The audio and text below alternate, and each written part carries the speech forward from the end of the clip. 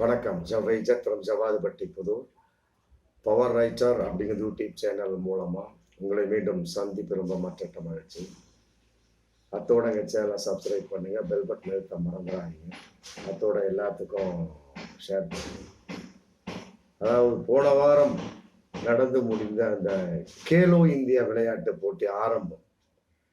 பாஜகவினுடைய பாரத பிரதமர் அவர் நடத்தி வைக்கிறதுக்காக உதயநிதி ஸ்டாலின் மரியாதையாக அழைப்பதற்கு டெல்லிக்கே போய் கொடுத்தாரு.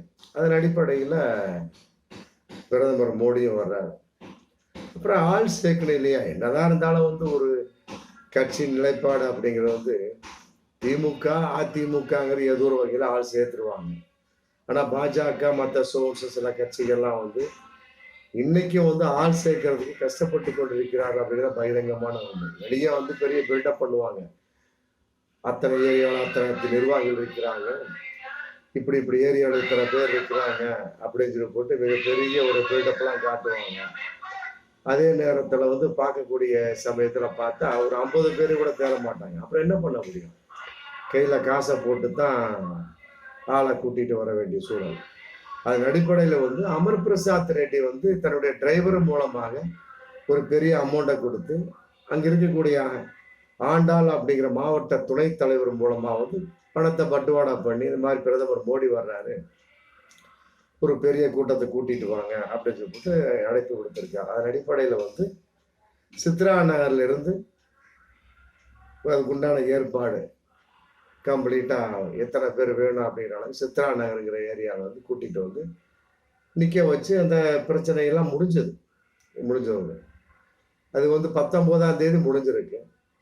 அப்புறம் 21ஆம் தேதி நைட்டு அந்த அமர் பிரசாத் ரெட்டியுடைய அந்த டிரைவர், அவருடைய சொந்த டிரைவர் ஸ்ரீதர் அப்படிங்கிறவர் வேகமா தன்னுடைய அதிகாரத்தை, ஏன்னா அவர் மூலமா தான் அந்த பணம் பட்டுவாடா செய்யப்பட்டிருக்கும், இருந்தாலும் எந்த அளவுக்கு செலவழிச்சாங்க, என்னடா நமக்கு எந்த ஒரு பங்கும் இல்லையே அப்படிங்கிற ஒரு நிலையில் வெளிப்பாடு என்ன பண்றாரு, நேரா ஆண்டாள் வீட்டுக்கு போறாரு. மாவட்ட துறை தலைவர் அவர் இல்லை, அவர் அவருடைய அக்காவோட தேவி வீட்டுல உட்கார்ந்து இருந்திருக்கிறார். உடனே தேவி வீட்டுக்குள்ள நுழைஞ்சு கண்டபடி ஆண்டாளை மடித்த வகையில் எந்த ஒரு காயம் இல்லாவிட்டாலும் கூட அவருடைய அக்கா தேவியை அடைத்த வகையில் ஒரு மிகப்பெரிய மண்டை உடைந்து காயம், ரத்த வெள்ளம். அதே நேரத்தில் கஸ்தூரி அப்படிங்கிற ஒரு மாவட்ட துணைத் தலைவரும் சேர்ந்துக்கிட்டு அப்புறம் அதோட நிவேதா அப்படிங்கிற ஒருத்தர் எல்லாம் சேர்ந்து லேடிஸ் டு லேடிஸ் தகுறார். ஸ்ரீதர் காசு கொடுத்துருக்காரு, அமர் பிரசாத் ரெட்டி தான் அதற்கு காரணம். காசு பட்டுவாடா பண்ணியாச்சு, கூட்டத்தை கூட்டிட்டு எல்லாம் முடிஞ்சு 21ஆம் தேதி இது நடக்குது. கேலோ இந்திய விளையாட்டு போட்டி ஆரம்பம் 19 நடந்தது. முடிஞ்சதுக்கு பின்னால 21ல இந்த பிரச்சனை. ஏன்னா அந்த ஆண்டாள் அப்படிங்கிறவர் சரியா அமர் பிரசாத் ரெட்டியுடைய ஸ்ரீதருக்கு டிரைவருக்கு கணக்கு கொடுக்கலையா என்னன்னு தெரியல. உடனே அவங்க அக்கா வீட்டு இருந்தப்போ வீடு அடிச்ச வகையில் தேவிக்கு காயமாயிரும். உடனே தேவி அவர் அந்த அம்மா ஆண்டாளுடைய அக்கால கோட்டூர்புரம் போலீஸ் ஸ்டேஷன்ல கம்ப்ளைண்ட் கொடுத்துட்றாரு.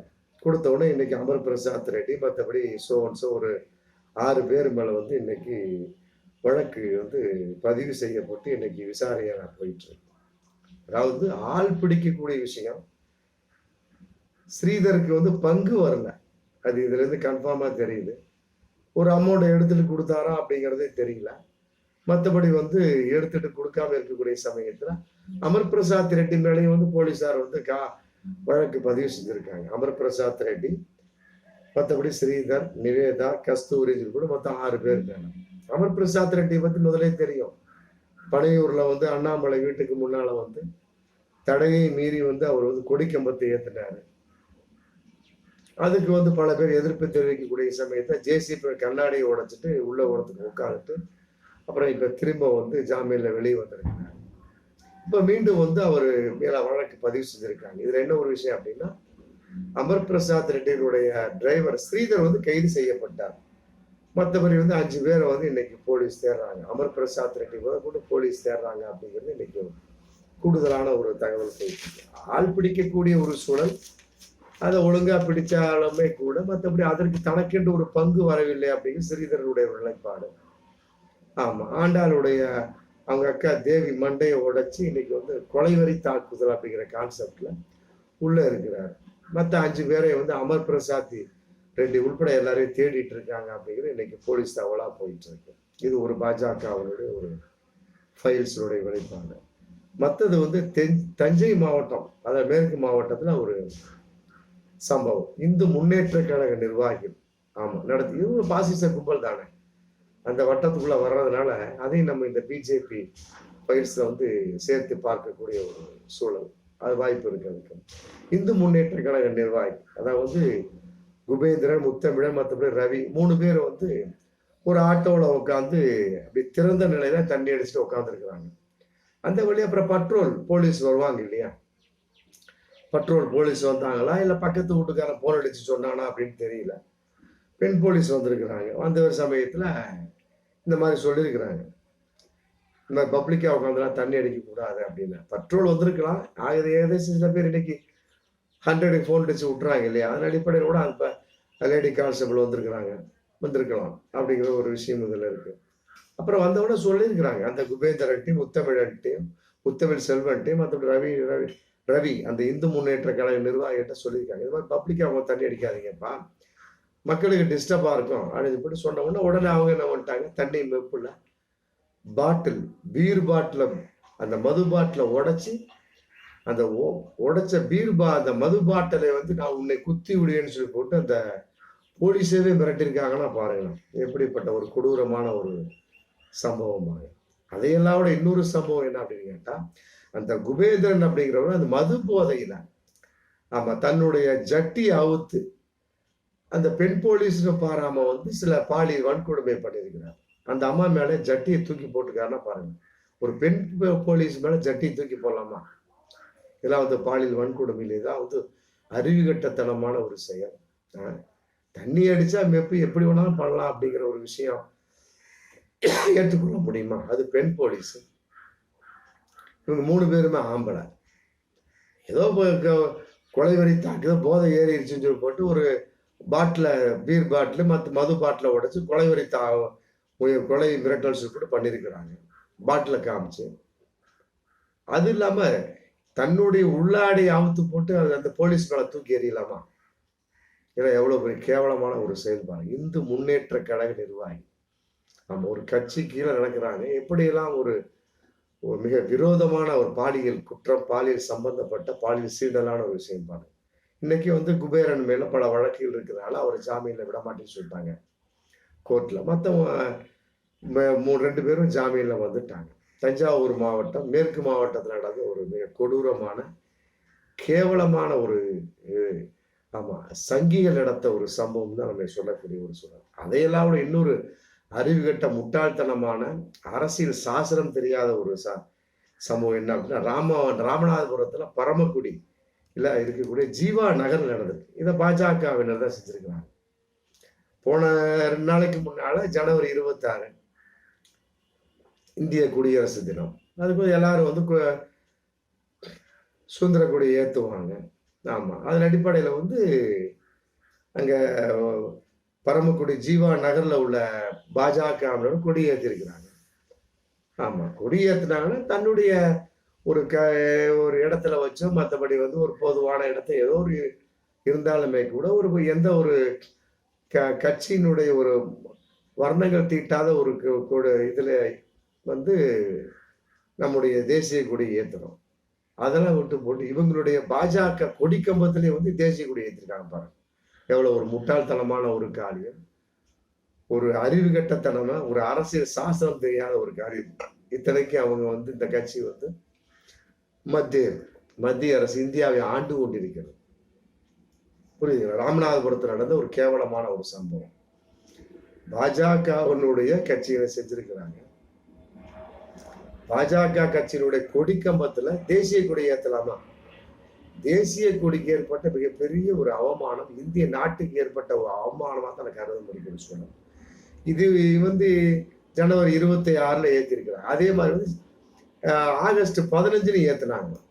நம்ம விசாரிக்கக்கூடிய சமயத்துல இவங்க இப்படித்தானப்பா சுதந்திரம் ஆகஸ்ட் 15 போச்சு இல்லையா, ஒரு 3 நாளைக்கு 4 மாசத்துக்கு முன்னாடி, அதுலயும் இவங்க இப்படித்தான் ஏத்துனாங்க அப்படின்னு சொல்லிட்டு அங்க இருக்கக்கூடிய மக்கள் சொல்லியிருக்கிறாங்க. பாருங்க, எந்த ஒரு கொடி கம்பத்துல தேசிய கொடி ஏத்தணும் அப்படிங்கிற ஒரு வரன்முறை கூட தெரியாம இன்னைக்கு பாஜகவினர் இருக்கிறார்கள் என்பது மிக கேவலமான ஒரு சூழல். இது ஒரு சம்பவம். அதே மாதிரி இன்னொரு சம்பவம் வந்து பாஜகவுடைய நடிகை அலி அப்துல்லா அப்படிங்கிறவர் வந்து இன்னைக்கு நடந்திருக்கிறாங்க. அவருடைய மாமனார் மாமியார் மீது இன்னைக்கு வழக்கு பதிவு செய்யப்படக்கூடிய ஒரு சூழல். அதாவது வந்து சரவணன் அப்படிங்கிறவர் வந்து தன்னுடைய ஓனர் பிரபு அப்படிங்கிறவர்கிட்ட வேலை பார்த்துட்டு இருக்கிறார். சம்பவத்தன்று வந்து வீட்டுக்கு முன்னாடி நின்றுருக்கிறார். அப்போ வந்து நடிகை அலிசா அப்துல்லா பாஜகவினுடைய பிரமுகர், அவர் அந்த மாநில நிர்வாகியா இருக்கிறாங்க. அந்த அம்மாவுடைய மாமனார் தேவராஜ் அப்படிங்கிறவர் வந்து காரை எடுத்துட்டு வந்து அந்த சரவணன் அப்படிங்கிறவரை கொலை செய்யக்கூடிய அளவுக்கு வேகமா வந்திருக்கிறார்.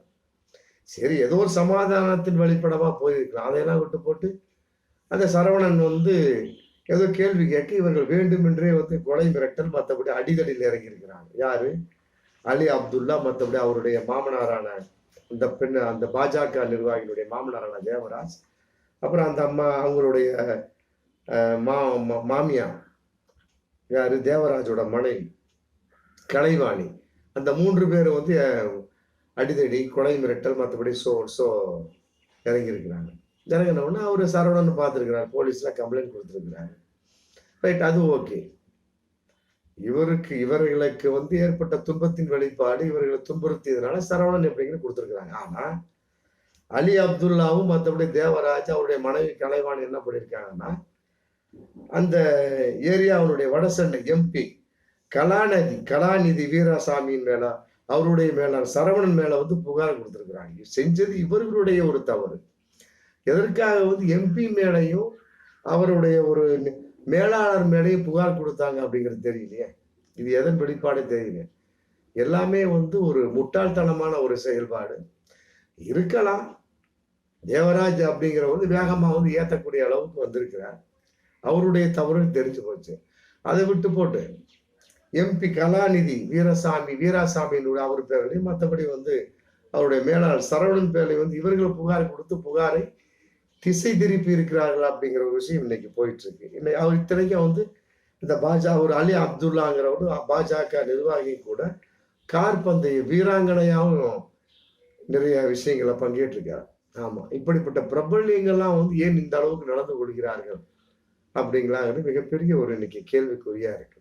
ஆமா, அதுக்கெல்லாம் காரணம் ஒருவேளை அவர்கள் எல்லாம் வந்து பாஜக அப்படிங்கிற கட்சி இருக்கிறதுனால இவர்கள் இவ்வாறு ஒரு மிக மோசமான செயல் நடந்து கொள்கிறார்களா அப்படிங்கிற ஒரு கேள்வி இன்னைக்கு பகிரங்கமா போயிட்டு. மீண்டும் அடுத்த வீடியோ சந்திப்போம். நன்றி.